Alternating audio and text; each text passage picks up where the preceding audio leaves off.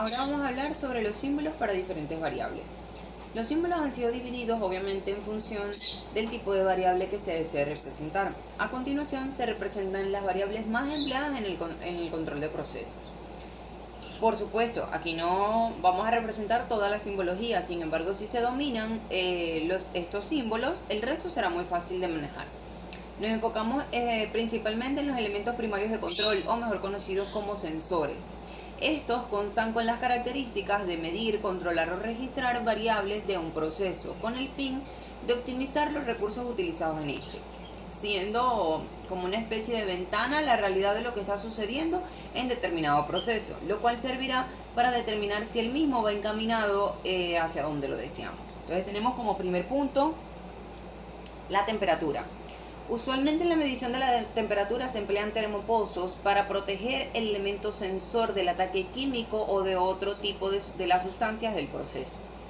De esta manera se logra alargar la vida útil de los sensores. Los materiales normalmente empleados en los termopozos son aceros inoxidables y cerámica con una longitud de inserción de 250 a 475 milímetros. Acá tenemos los TW que son incluidos dentro de los elementos primarios. Por ejemplo, este que tenemos acá, el TR4, indica que es un registrador de temperatura que está conectado a la tubería del proceso con un termopozo. Lo vemos acá, está conectado.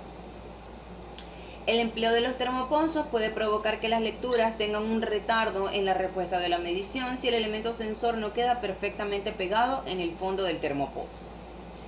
Tenemos diferentes símbolos. Tenemos el TI6, que es un termómetro de vidrio o bimetálico. Tenemos el TW1, que es una conexión del termopozo.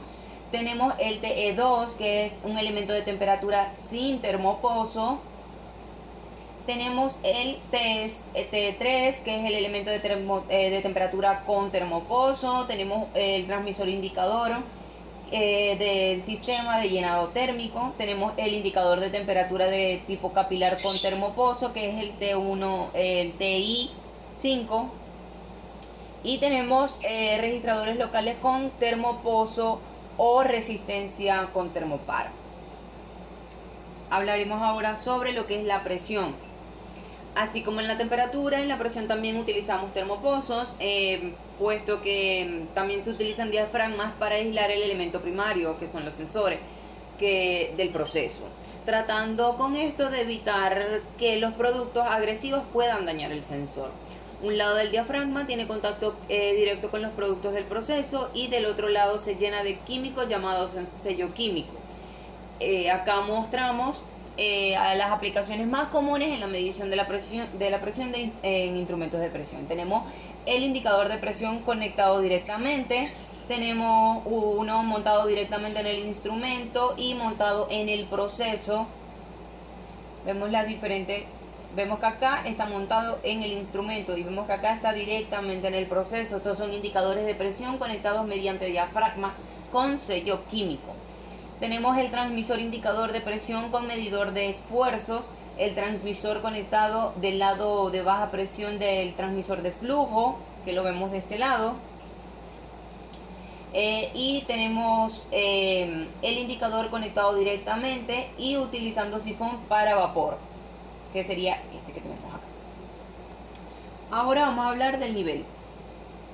En esta variable la consideración se debe hacer notar que es la diferencia entre los transmisores de presión y los transmisores y los de presión diferencial.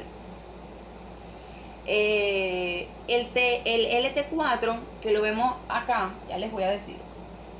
Acá está el LT4, debe estar conectado a un tanque abierto, porque la presión atmosférica que actúa sobre la superficie del líquido actúa también sobre la otra conexión del transmisor que está venteado a la atmósfera. El LT5, que lo tenemos de este lado, tiene una conexión de tipo diferencial que generalmente se conecta a un recipiente cerrado o presionado. El cuerpo del transmisor se dibuja pegado al tanque para indicar la toma de alta presión. Como lo vemos acá, está completamente pegado al tanque. La línea conectada a la parte superior del tanque, que es esta que vemos acá, indica la toma de baja presión, y esto se hace para compensar la presión sobre la superficie del líquido. De esta manera se estará midiendo únicamente la presión que se genera por la columna del líquido. Acá mostramos los símbolos de los instrumentos primarios para la medición del nivel. Entonces vemos que tenemos el LG1, que es un manómetro de vidrio montado localmente, es decir, pegado directamente al tanque, igual que el LT5. Tenemos el LG2, que es un manómetro de vidrio montado externamente, como lo podemos notar. El LI3, que también está conectado externamente, es un indicador de nivel con dos conexiones. Vemos que tiene una arriba y una abajo.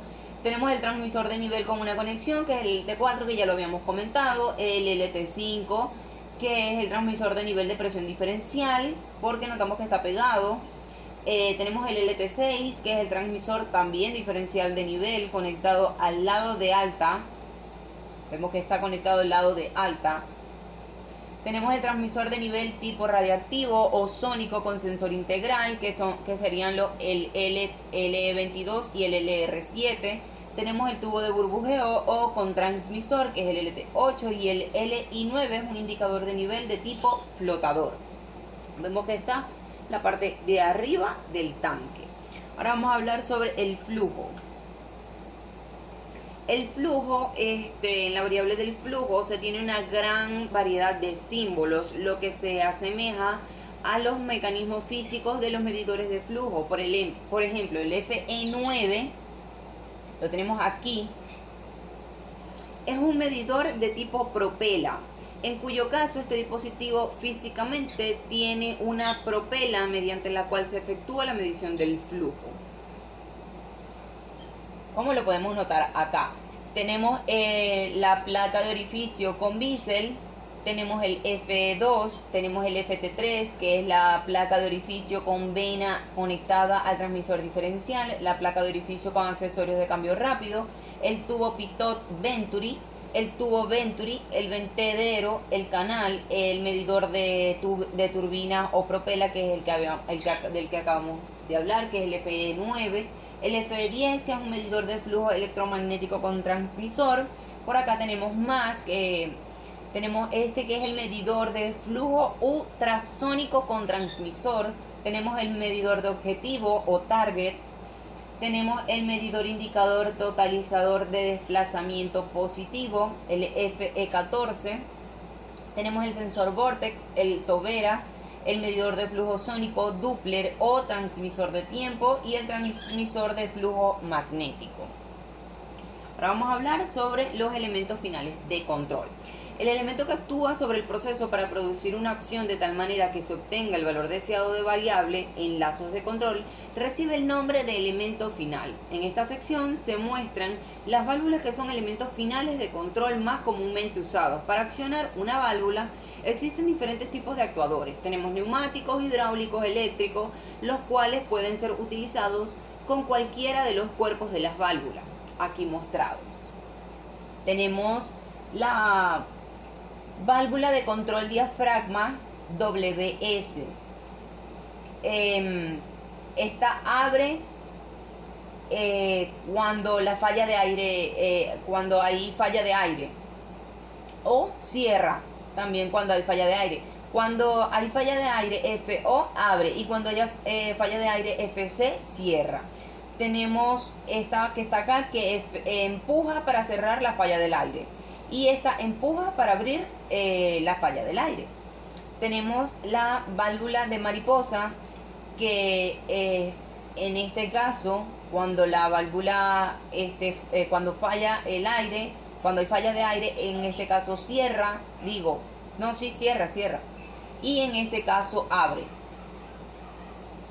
Tenemos tres vías, la de tres vías, que es la desviación hacia abajo. Tenemos las tres vías, que es de desviación directa. Tenemos la bola, la solenoide alternada. Tenemos la válvula con posicionador. Tenemos los diafragmas, el pistón y el pistón de doble acción.